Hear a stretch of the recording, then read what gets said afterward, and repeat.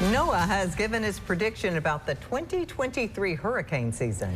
Meteorologist Gracie Denkoss is here with how active this season is going to be. So Gracie, is it going to be above average, below average? What's the outlook? Well, this morning's 2023 Atlantic hurricane season outlooks press conference, NOAA forecasters stated they predicted a 40% chance of a near normal season, a 30% chance of an above normal season, and also a 30% chance of a below normal season.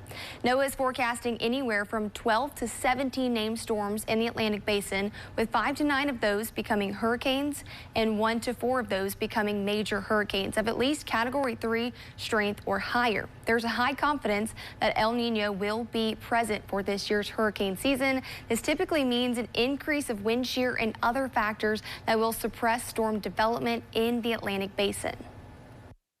Now, El Nino, right now the forecast is a 93% chance for that to be an El Nino phase during the core of the Atlantic hurricane season, August, September, October.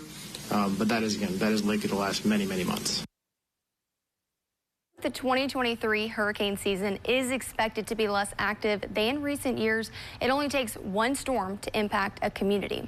It is important to prepare now as the start of hurricane season is quickly approaching. Coming up at 5, we'll take a closer look on how you can prepare for this year's hurricane season.